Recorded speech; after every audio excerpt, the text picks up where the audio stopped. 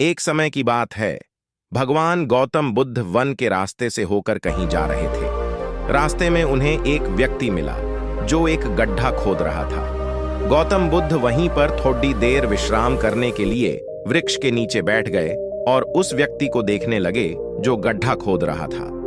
तभी उस व्यक्ति को गड्ढा खोदते खोदते एक कलश मिला। उस कलश में बहुत ही कीमती हीरे जवाहरात भरे हुए थे। यह सब देखकर वह व्यक्ति बहुत खुश हुआ और सोचने लगा, आज मेरा भाग्य जाग उठा है। उस व्यक्ति ने हीरे जवाहरात से भरे हुए उस कलश को भगवान गौतम बुद्ध के चरणों में रख दिया और कहा, हे भगवान, आपके आशीर्वाद से ही मुझे यह बेशुमार धन दौलत प्राप्त हुई है, इसलिए मैं इनमें से कुछ हीरे जवाहरात आपको भेंट करना चाहता हूँ। ये सब सुनकर भगवान गौतम बुद्ध ने उस व्यक्ति से कहा, तुम्हारे लिए यह धन दौलत है, लेकिन मेरी नज़र में यह जहर के समान है, क्योंकि बिना मेहनत के प्राप्त हुई धन दौलत जहर के समान ही होती है।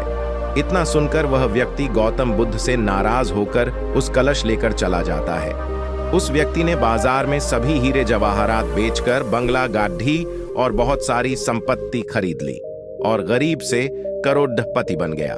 थोड़े दिनों बाद किसी ईर्ष्यालु व्यक्ति ने राजा से उस व्यक्ति की शिकायत कर दी और बोला, महाराज, जमीन में दबा धन राजकोष का होता है, लेकिन उस व्यक्ति ने उस धन दौलत को अपने ऐशो आराम के लिए खर्च करके राजद्रोह किया है और ऐसा करना नियमों का उल्लंघन है। यह सब सुनकर राजा ने अपने सैनिकों को उस व्यक्ति को पकड़ने का आदेश दिया और राज दरबार में बुलवाया गया। तो राजा ने उस व्यक्ति से उस कलश को जमा कराने के लिए बोला। राजा के सामने आकर वह व्यक्ति घबरा गया और उसने सब कुछ उगल दिया कि मैंने सभी हीरे जवाहरात बाजार में बेचकर संपत्ति खरीद ली है। यह सब सुनकर राजा ने उस व्यक्ति से कहा, ऐसा करके तुमने हमारे राज्य के नियमों का उल्लंघन किया है, इसलिए तुम्हें इसकी सजा जरूर मिलेगी। और राजा के आदेश से उसे अपने परिवार सहित जेल में डाल दिया गया और उसकी सारी संपत्ति जब्त कर ली गई। काफी दिनों बाद वह राजा जेल में कैदियों के निरीक्षण के लिए गया। तभी उस व्यक्ति ने राजा से अपनी सजा माफ करने के लिए आग्रह किया और कहा, महाराज, जब मुझे वह कलश जमीन में गड्ढा खोदते समय मिला तो भगवान गौतम बुद्ध वहीं पर मौजूद थे।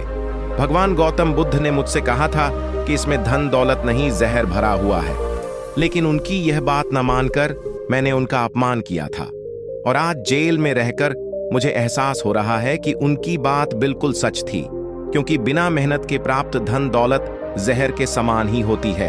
इसलिए मैं एक बार भगवान गौतम बुद्ध के दर्शन कर उनसे क्षमा मांगना चाहता हूँ। उस राजा ने भगवान बुद्ध को ससम्मान अपने राज्य में आमंत्रित किया और जेल से निकालकर उस व्यक्ति को भगवान बुद्ध के पास लाया गया। एक दिन भगवान गौतम बुद्ध अपने शिष्यों को गौतम बुद्ध से एक व्यक्ति ने पूछा कि रोज रोज सत्संग सुनने से क्या लाभ मिलता है। संगत का हमारे जीवन में काफी अधिक महत्व है। संगत सही रहेगी तो हमारे विचार सही रहेंगे और विचार सही रहेंगे तो कर्म भी सही रहेंगे और जीवन में सुख शांति बनी रहेगी। इसलिए सत्संग करते रहने की और अच्छा साहित्य पढ़ने की सलाह दी जाती है। सत्संग हमारे जीवन पर कैसे असर करता है, इस संबंध में गौतम बुद्ध की एक कथा प्रचलित है। बात उस समय की है जब गौतम बुद्ध काफी प्रसिद्ध हो चुके थे। वे रोज प्रवचन देते, जिन्हें सुनने के लिए काफी लोग पहुंचते थे। प्रवचन सुनने एक लड़का रोज आता था। वह गौतम बुद्ध की सारी बातें बहुत ध्यान से सुनता था। काफी दिनों तक प्रवचन सुनने के बाद एक दिन उस लड़के ने सोचा कि मैं प्रवचन तो रोज सुन रहा हूं, लेकिन मेरे जीवन में कोई बदलाव नहीं आ रहा है। बुद्ध बातें तो अच्छी बताते हैं, लेकिन कुछ लाभ नहीं हो रहा है। मुझे इस बारे में बुद्ध से बात करनी चाहिए। अगले दिन वह लड़का बुद्ध से बात करने की इच्छा लेकर पहुंच गया।